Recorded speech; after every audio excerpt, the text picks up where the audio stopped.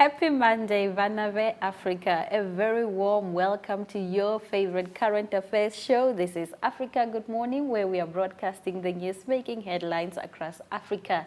My name is Aina Raiza Koyo, and alongside me is Ashwin Berry. And today, 13 December, is Violin Day. The violin is easily the most popular bowed string instrument across the world, and we are really not at all surprised to see that the violin does in fact have a day dedicated to its existence. After all, everything from Western and Indian classical music to bluegrass and jazz would be unimaginable today without the violin. It's quite possibly the most versatile instrument in the world in terms of repertoire, and that's why there's a Violin Day to celebrate it. Let's have a look at this clip on Violin Day.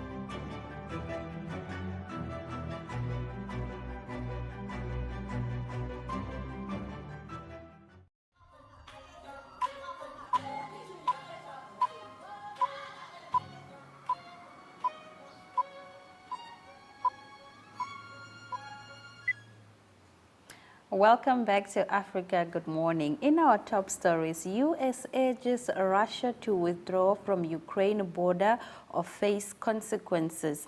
The United States on Saturday urged Russia to pull back from the brink over Ukraine, warning that the G7 and all its allies will impose tough measures if it abandons diplomacy.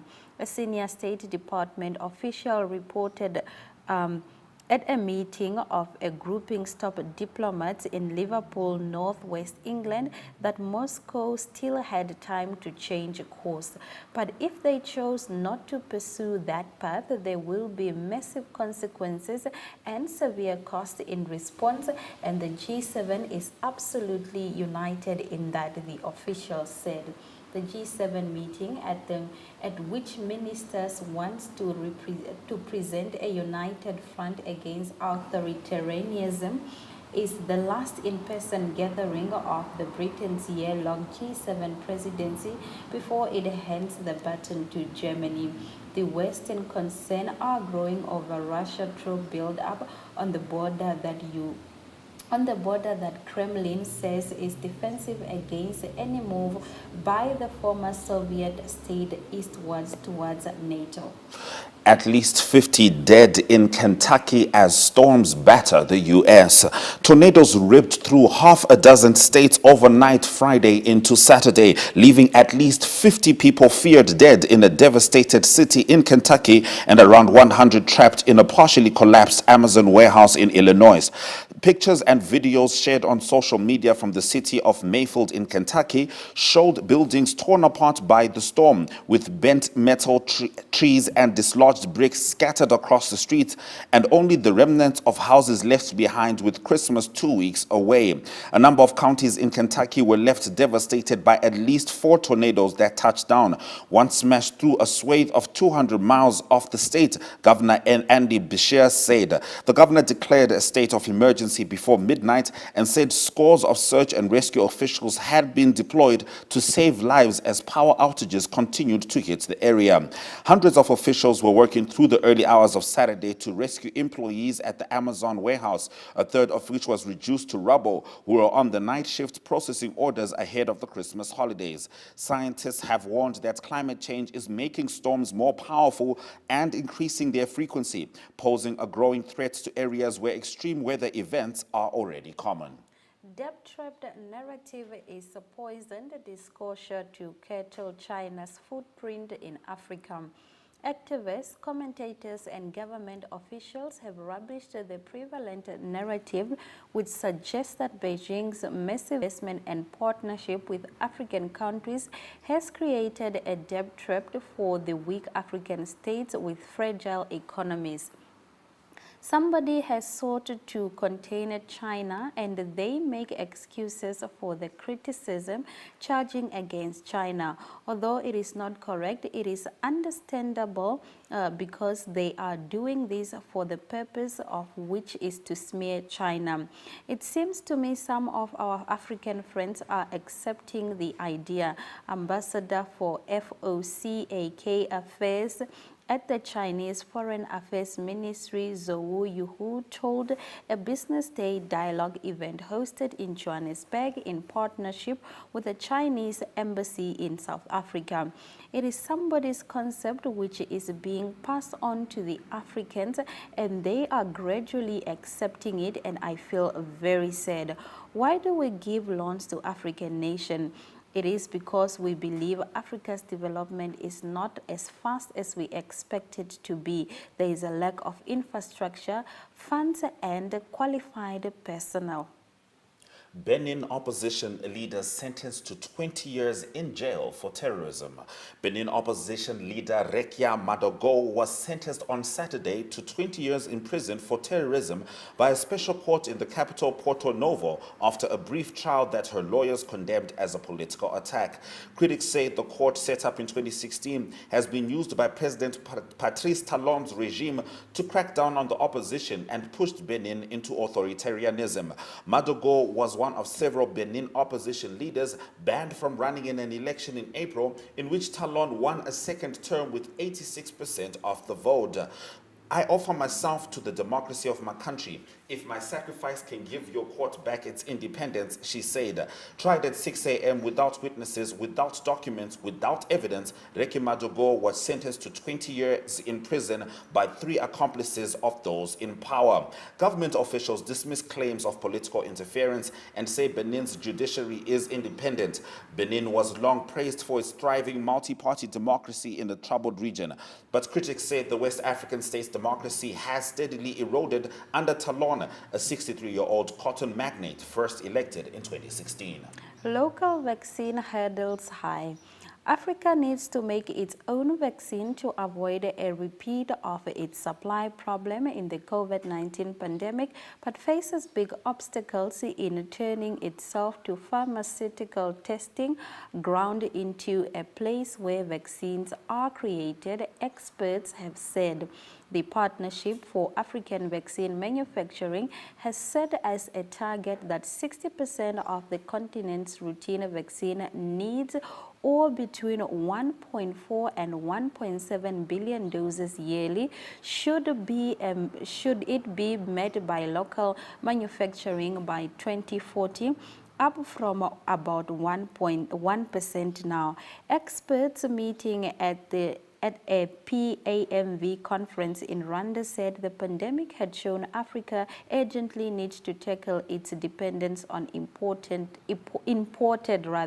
vaccines, but they outline daunting obstacles from brain drain power to shortages.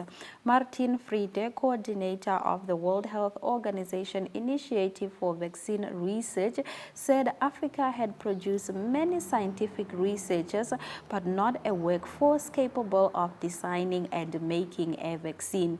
He urged the continent's political and scientific leaders to focus on changing that skill set, drawing a contrast with Africa's customary role in pharmaceuticals. South Africa, new border fencing and improved military facilities in the pipeline.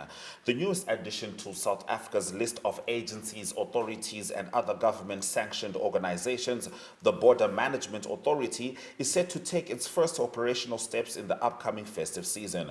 The Parliamentary Portfolio Committee on Home Affairs and the Select Committee on Security and Justice heard earlier this month discussions were underway with the SA National Defence Force hierarchy to finalize a memorandum of agreement allowing for part-time soldiers to be called up on detached service to the BMA.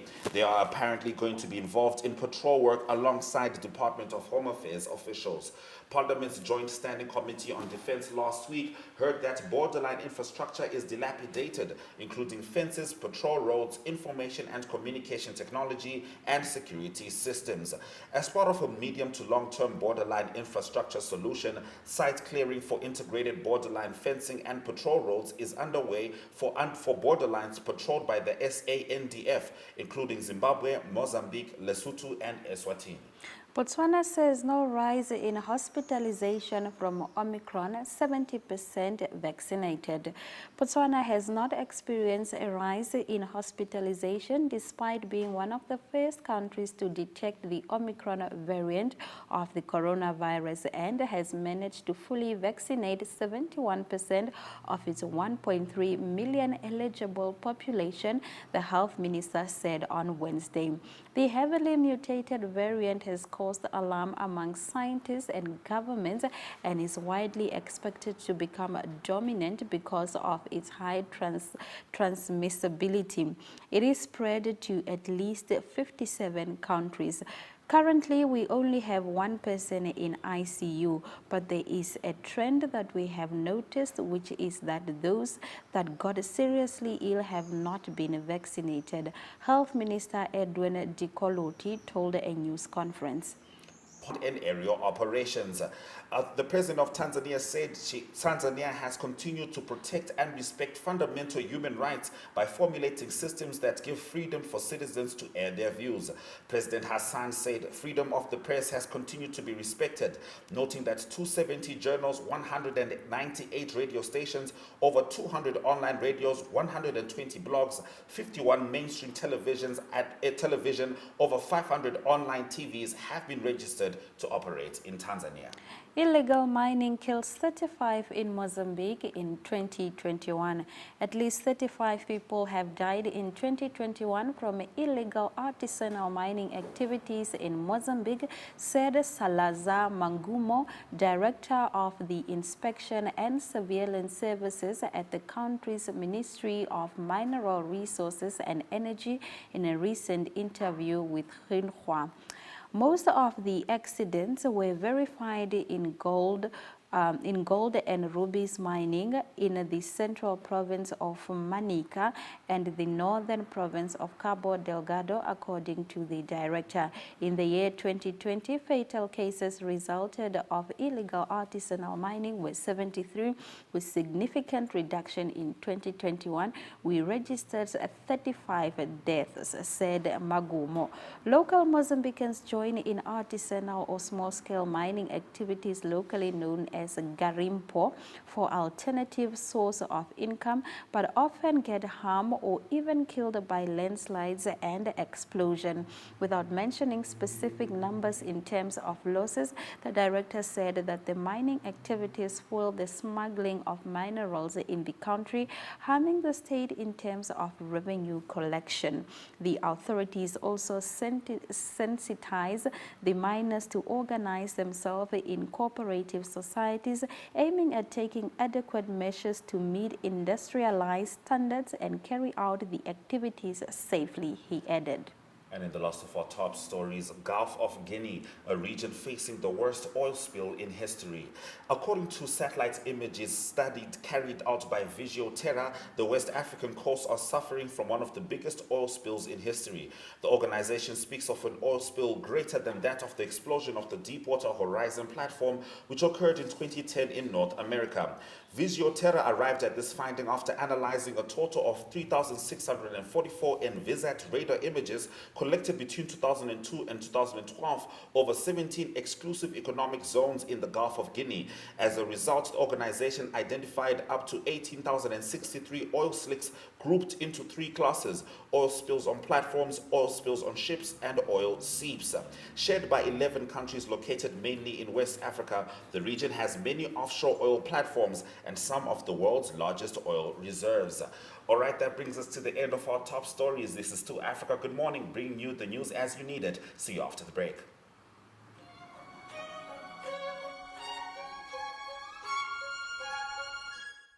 I'm gonna cross that river, Jordan. Yes, I am. I'm gonna leave my heart wide open. Yes, I am. Let me tell you, baby, yes, I am. Yes, I am. Oh, baby, yes, I am. Yes, I am. Yeah, baby, yes, I am. Yes, I am.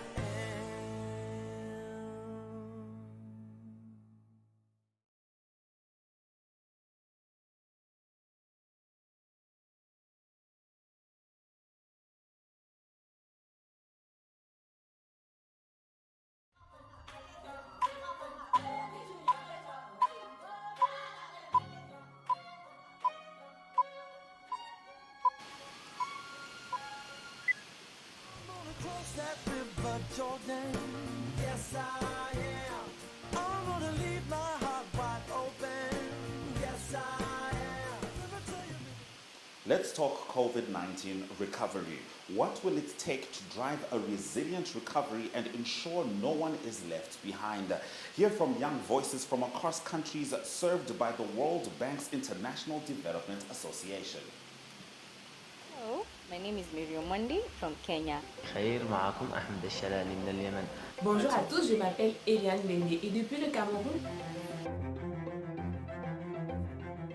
In my life, I've never experienced a situation like this COVID-19 pandemic. A lot of people have lost their jobs, the level of hunger is increased, education is also affected. Many young people lost their jobs because they were unable to find adequate employment or because they lacked the required skills. It has shown how unprepared we were in terms of crisis management.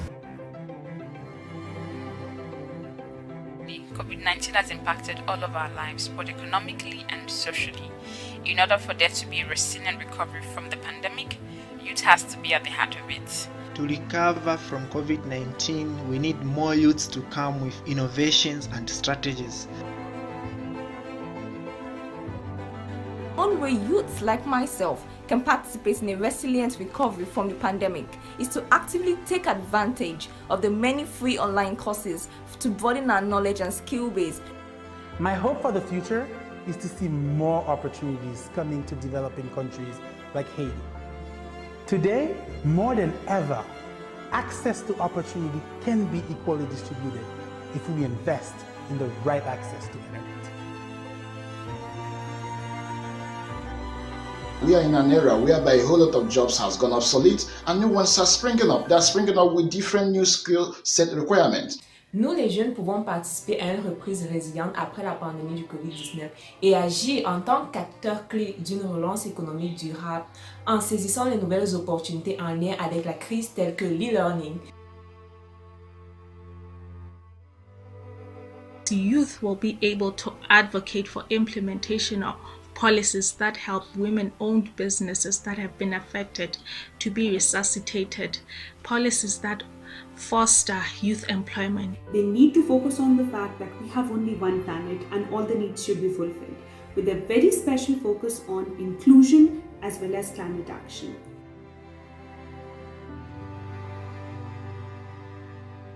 If these youths are actively involved in the COVID-19 vaccine distribution and administration process, they will act as peer influencers, providing relevant information that will debunk these myths and misconceptions.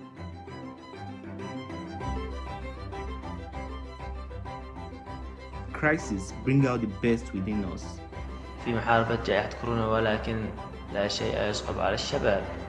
As we go through this pandemic, I want us to always remember that to win, we need to depend on each other and help each other. Thank you.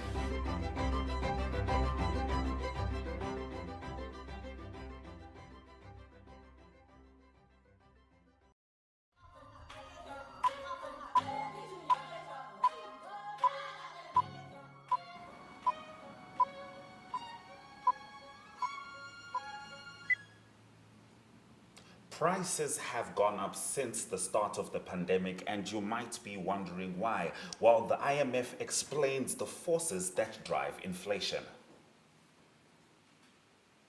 Inflation. Everyone's talking about it. But what is it?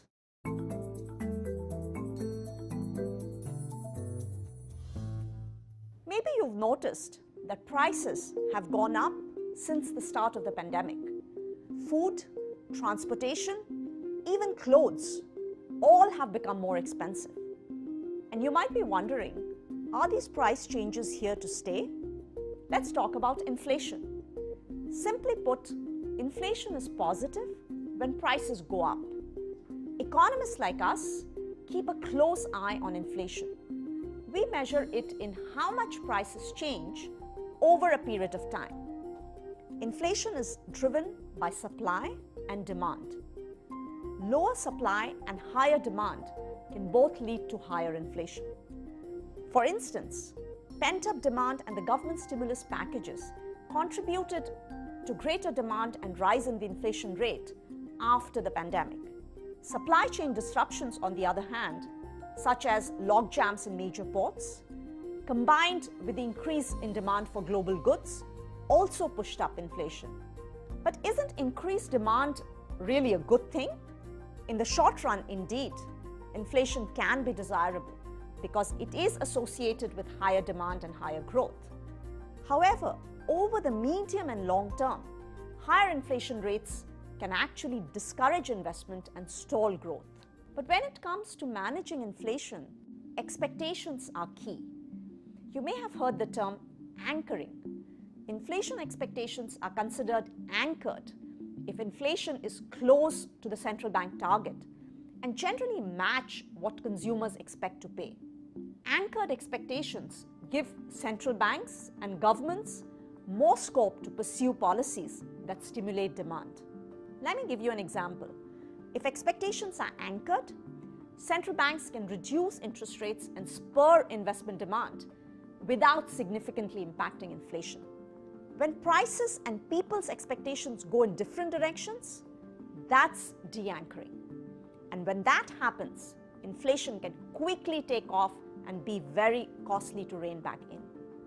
That's why central banks must communicate clearly to anchor inflation expectations. And policymakers must walk a fine line between remaining patient in their support for the recovery and being ready to act quickly. That brings us to our first question. Will prices keep changing? Well, we can't be sure. But recent IMF projections show that inflation will continue to rise before returning to pre-pandemic levels by 2022. But there are some factors that could keep inflation elevated for longer. In advanced and emerging markets, these could be surging housing costs and prolonged supply shortages. While in developing and low-income countries, rising food prices and falling currency values could be contributing factors. So while there's no firm answer on the future of inflation, there are indicators all around us. Paying attention to them, combined with smart policy and timely action from policymakers, will keep prices stable.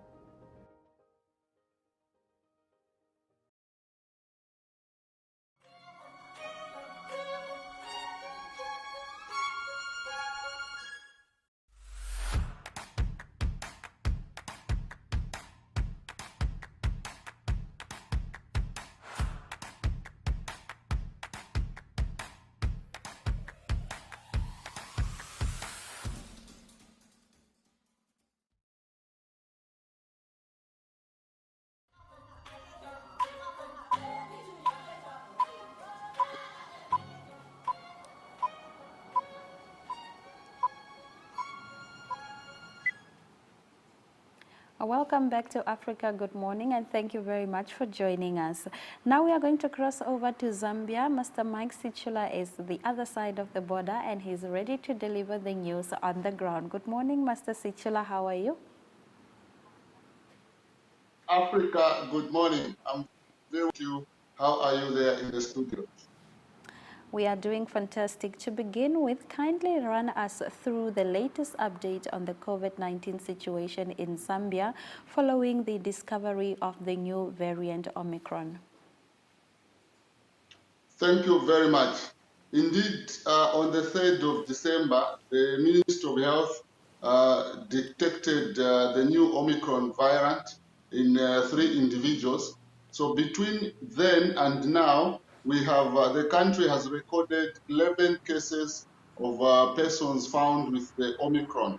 And these cases, according to the Minister of Health, she said that international travels remains the common risk factor, with the 5 of the 8 having a history of recent international travel. So most of the people that have been diagnosed with the Omicron have a history of international travel. And the age range amongst the 8 is between 18 and 76 years. So the number of those, that is the age range of people who have been diagnosed.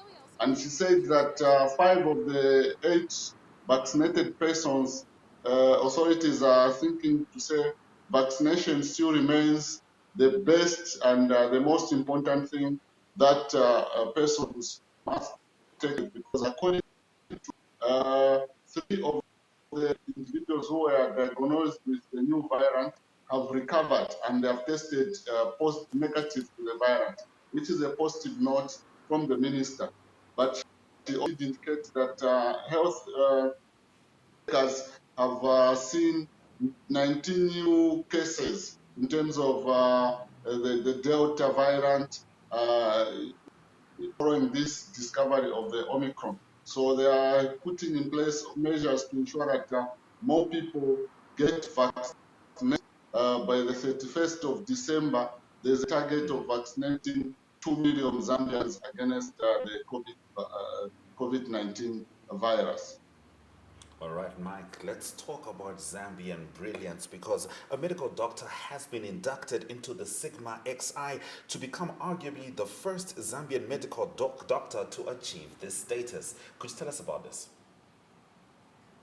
Yes, this achievement by Dr. Owen Ngalamaki is one of those that has been celebrated by the medical fraternity in the country. Dr. Ngalamaki has been inducted into the Sigma X 10 along the Albert Einstein, James Watson, among others. So this is an elite selective group of highly respected societies in the world, and one of the longest caucuses, second only to the PH Bata Kappa, according to health experts in the country. So the doctor is one of the 2 Africans inducted into this prestigious society in the scientific community, whose membership by invitation. So he is one of those that has been two within from Africa, and he specializes in cancer, immunology, and genetics of viruses. So this is one of the achievements by a Zambian doctor, and the Medical Association of Zambia is celebrating his achievement because it is a milestone for him to be inducted into such a respected organization. All right, Mr. Sichula, please tell us about the biggest derby in Zambia's football history. Wow, yes. This is one of the biggest and the longest football derbies in Zambia. It pits the teams from the Cooper Belt. These teams are separated just by the main road. They sit on the opposite side of the main road in the Cooper Belt province in Kitwe. As you can see from the pictures there, that whenever these 2 teams crash, that is Nkana Football Club, normally clad in red, and Power Dynamos in Euro, is a highly competitive derby and one of the biggest in the country. As you can see from the picture there, the crowds are always packed full to capacity whenever these two teams meet. So yesterday's match was played at Ankana Football Club, who are the 13th, who have won the league title 13 times. And they won that match by 2-0. And one of the scorers in that match actually is a Zimbabwean defender, Gideon Chimwemwe. He scored for Nkana, and that's the team they are celebrating the victory.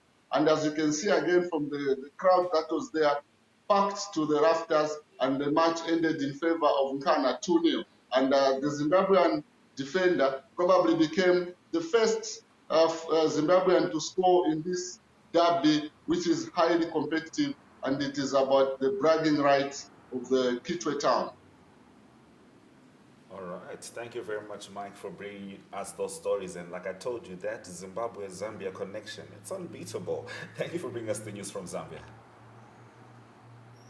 Yes, indeed. Yes, indeed. I'm sure Gideon Chimwemwe is happy to have scored the second goal for Nkana, and definitely the connection is there between Zambia and Zimbabwe. Thank you very much. Thank you for being here, Mike. This is Still Africa. Good morning. Let's have a look at the weather forecast.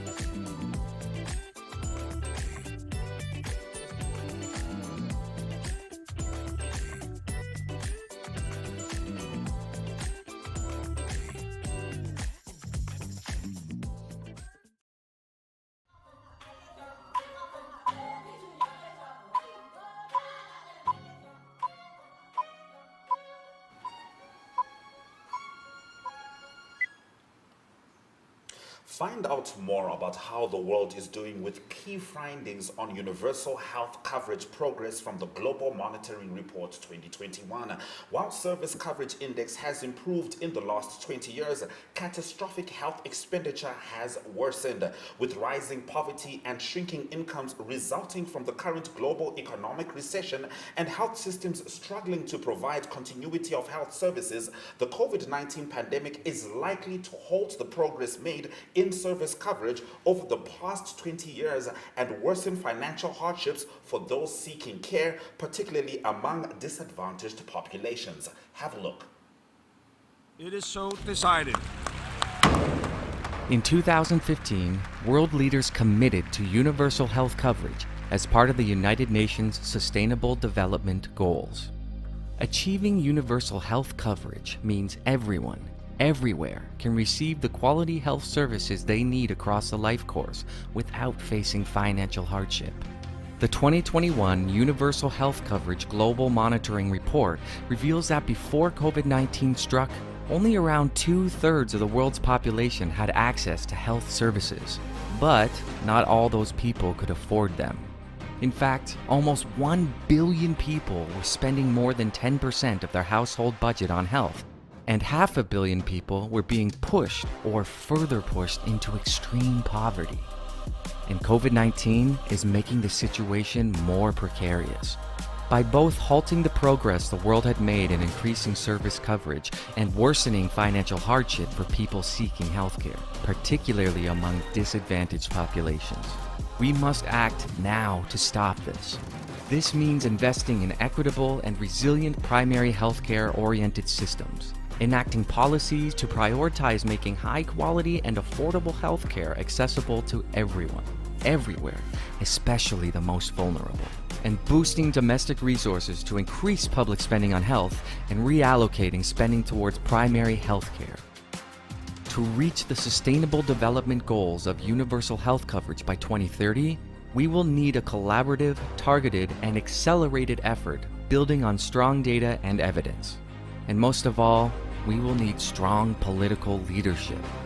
Universal health coverage is a political choice, and it's one of the most important choices to be made.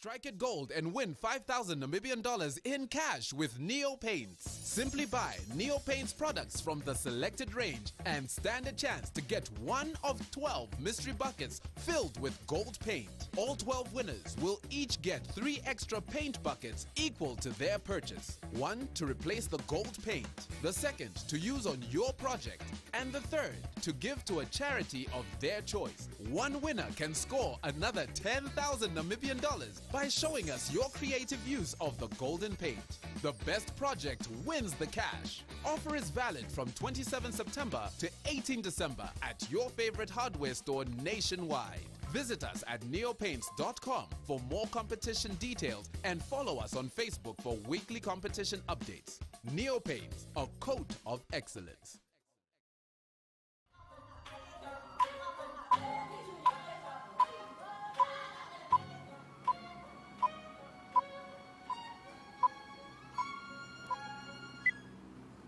Thank you for staying with Africa Good Morning. It's time for us to dive straight into your economic news stories. And we start off in Mozambique. Gemfield's ruby auction raises record $88 million. The London-based mining company Gemfields on Friday announced that it had raised a record $88.4 million from a series of mini auctions of rubies from its mine in the northern Mozambican district, Montepuez. The auctions took place online between 8 November and 9 December, and customers were able to view the parcels of mixed quality rubies through in-person and private viewings in Bangkok, Dubai, and Jaipur.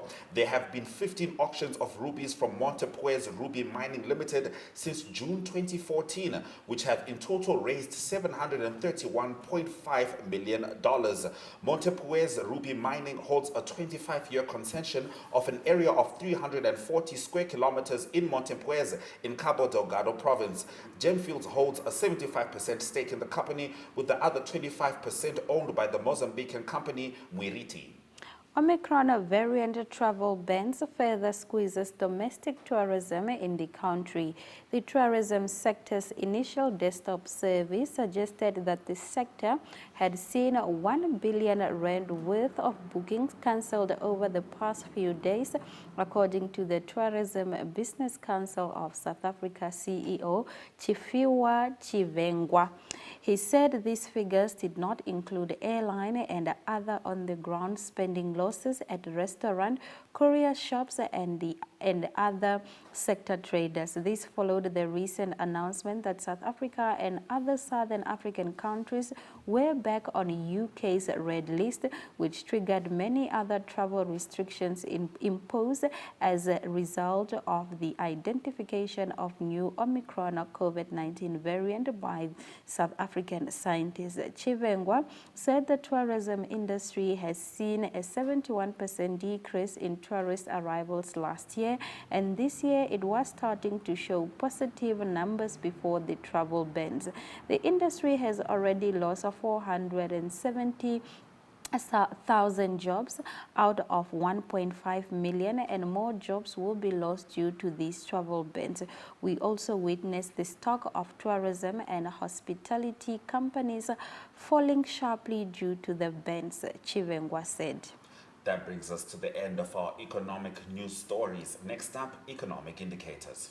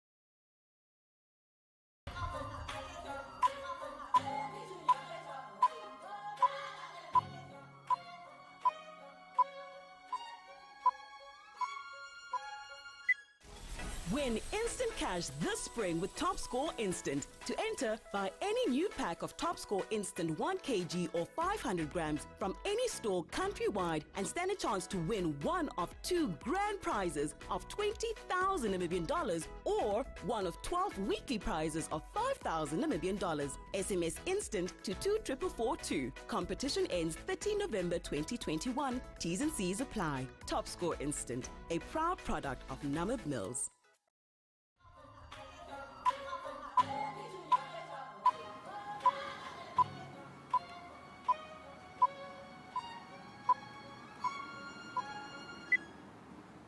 Thank you for staying with Africa. Good morning. It's time for us to find out what is happening in the sports world the only way we know how, by having a chat with Ari Hohada. Good morning, Ari. How are you? Yes, very good morning, Ashwin. Nice to talk to you. I'm all the way here from the southern tip of Africa, actually in Struisbaai, close to Agala, so it's a long way away. Hope the signal will stay strong. We hope so too. I understand you're going to start off with some Formula One news. Good news for some, bad news for others. But do get into this and all the other stories you have in your package. Yes, thank you. Yes, I'm here at the Old Cape restaurant here in Struisbaai, and it's Max Verstappen that won the Formula One racing. So that was impressive end, very exciting end to the season. It couldn't believe that after 22 races, it all came down to one lap right at the end. So it was controversial. It was Max Verstappen there on the left. He won the Formula One race in Abu Dhabi. By doing that, he also won the 2021 season ended the championship. But it was controversial. There was a yellow flag, and the race director, Michael Macy, he allowed Max Verstappen that he could pass some of the lap cars right before the last lap, and he allowed them to race. And Max Verstappen had newer tires. He went in quickly under the yellow flag. It all came down to the last lap, and Max Verstappen went past Lewis Hamilton to win it. There was an official complaint by Mercedes-Benz. It was rejected by the officials of Formula One, but there seems to be an appeal. So I think that is still going on. There's lots of technical things that need to look at, but to conclude, it is Max Verstappen that won. It is.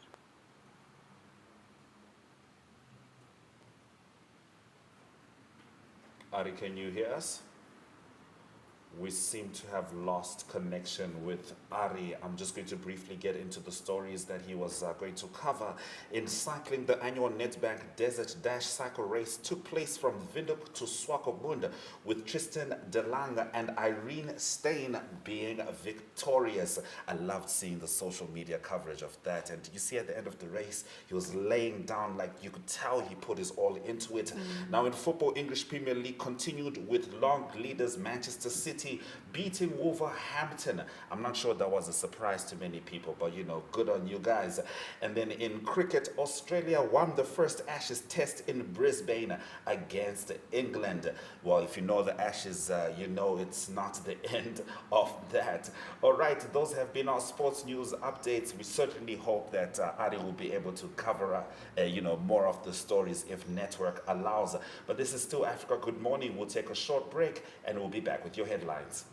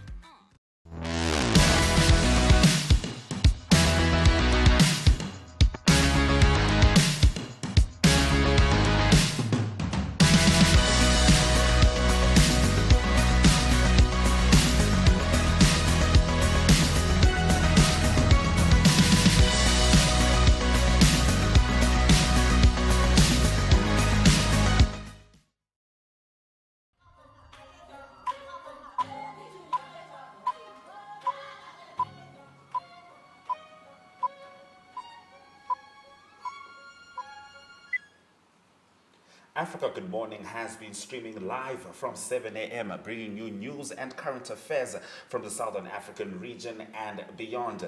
Now, if you perhaps missed our top stories at the top of the hour, or if you need a recap, worry not, here are some of the headlines. U.S. urges Russia to withdraw from Ukraine border or face consequences. At least 50 feared dead in Kentucky as storms batter U.S.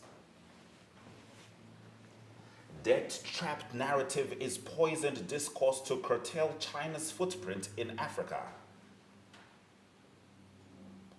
Benin opposition leader sentenced to 20 years in jail for terrorism.